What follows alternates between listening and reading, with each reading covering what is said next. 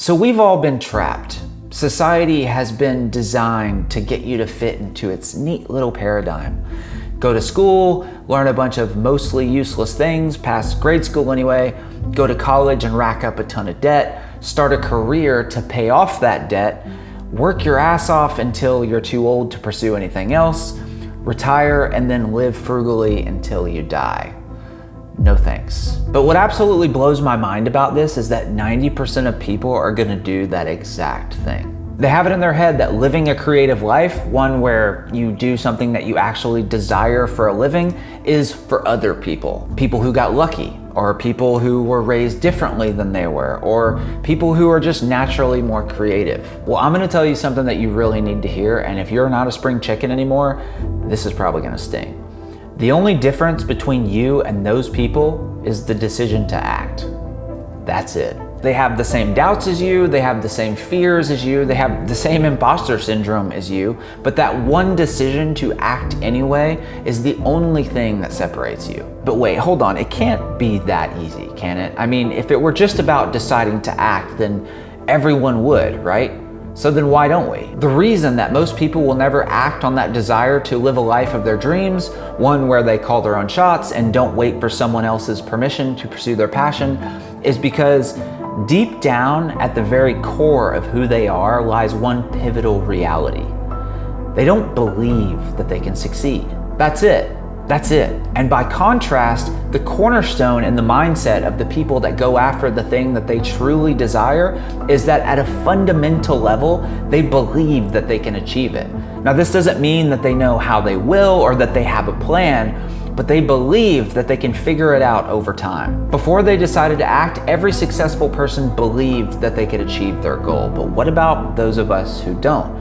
I mean, are we just doomed to be the worker ants that are summing up to the rest of the colony, working a 9 to 5, watching the clock until we can spend what little time there is left of the day doing the thing that actually lights us up? How can we cultivate this self-belief? I remember the first time that I gained weight. I was 23 years old, I was touring with my old band Schoolboy Humor, and I had gained like 20 pounds.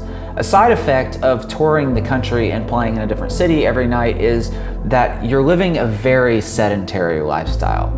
8 to 10 hours in the car every day, gas station food, you don't really have a routine, so it's hard not to stack on the pounds. After I realized that things got out of hand, I tried dieting. I'd last a couple days or maybe even a week, but then I'd fall off the wagon. And most of the time this resulted in me binge eating my favorite foods, not only undoing my progress from the last few days, but actually making it worse. Until one day I had a realization: the next 6 months is gonna pass no matter what.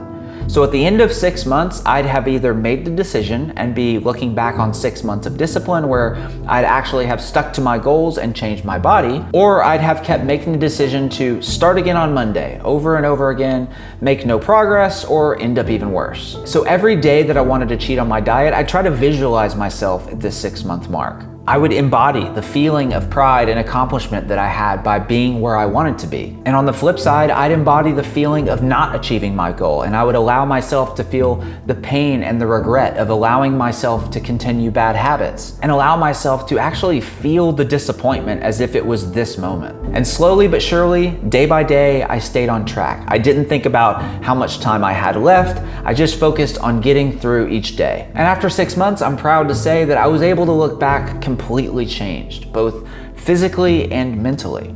So where does that leave us? A phrase you hear a lot in viral videos and around creator culture is to just start.